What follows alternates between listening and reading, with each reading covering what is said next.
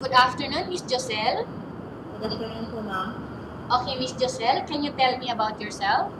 I'm Colina. I'm 32 years old. I have three kids. Okay, I have a few questions for you to answer, so let's start. Why do you want to work as a maid?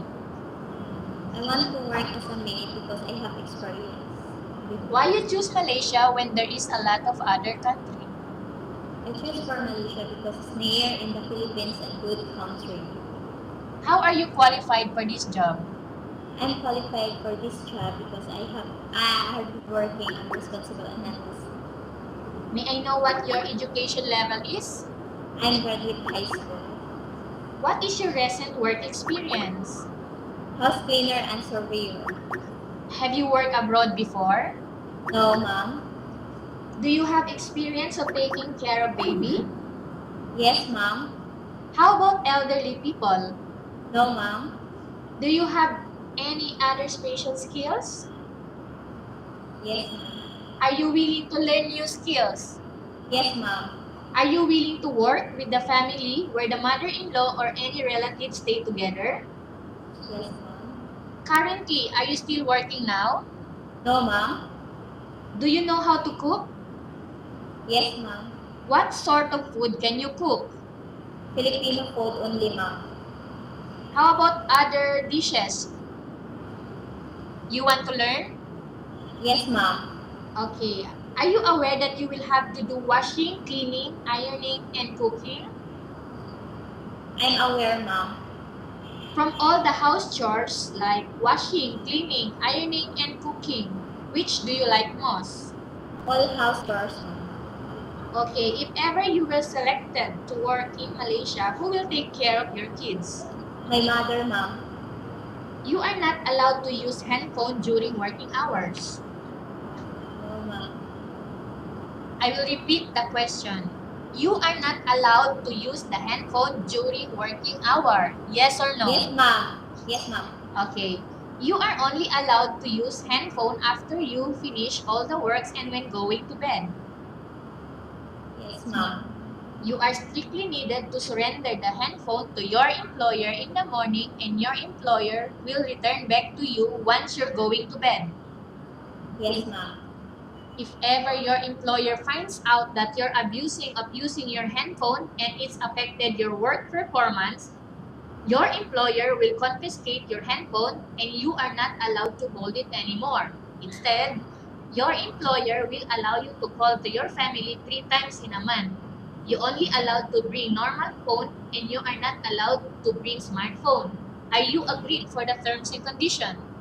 Yes, ma'am. Are you agreed to the rules and regulation for the handphone?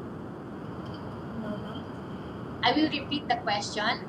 Are you agreed to the rules and regulation for the handphone? Yes or no? No, ma'am. I'll repeat the question. Are you agreed to the rules and regulation for the handphone? Yes, ma'am. Okay, how many years is the contract as you agreed and understands? 2 years contract, ma'am. Can you describe for me your ethics, your attitude? I'm hardworking and responsible and honest and disciplined person. Okay, how can you assure to us that you will work hard in Malaysia? I can sure for Malaysia and hardworking. Okay, can you promise not to use the telephone without the permission of your employer? Yes, ma'am. Can you promise not to put on makeup but to dress properly while work? Yes, ma'am.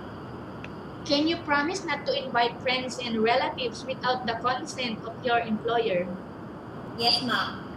Can you promise not to ask for the advance salary from your employer under any circumstances? Yes, ma'am. Do you really understand of the rules and regulation of the agency? I understand for rules and regulation for agency. Do you pay any placement fee for you to come to Malaysia to work as a No. maid? No, ma'am. Do you have any history of sickness, example breast cancer or any other illness? No, ma'am. Do you suffer from any skin diseases like allergy or physical defect? No, ma'am. Have you suffered from any serious illness? Pardon, ma'am? Have you suffered from any serious illness? No, ma'am. Okay, do you smoke? No, ma'am. Do you have any tattoo in your body? No, ma'am. Have you undergone any operation? No, ma'am. Are you medical fit? Yes, ma'am. Are you in any medication? No, ma'am. Are you allergic with any food? No, ma'am. Are you preferred to work for the employer of any race? Yes, ma'am. Are you prepared to eat the type of food taken by your employer? Yes, ma'am. Are you afraid of being left alone in the house? No, ma'am. Are you afraid of dogs or other pets? No, ma'am. Can you promise to work according to instruction from your employer? Yes, ma'am. Do you have any immediate family working in Malaysia? No, ma'am. Okay, Miss Joecel, we have finished our question section. Let's go to case study. I have a case study for you and I want you to answer me truthfully. Yes, ma'am. Upon arrival in Malaysia, within 6 months, if ever any of your family members passed away, what will you do? Will you continue to work till finish your contract or you will go back? I finished the contract, ma'am. Okay, tell us about yourself and why do you want to work in Malaysia as domestic helper? I work for the Malaysian for domestic helper because of family needs. Okay, Miss Joecel, what do you want to tell to your employer who are watching your video right now? Thank you for an interview. Thank you for choose me as a household service worker. Okay, thank you very much, Miss Joecel. We will update to your agency if there is any selection made by the employer. Yes. Thank you, ma'am.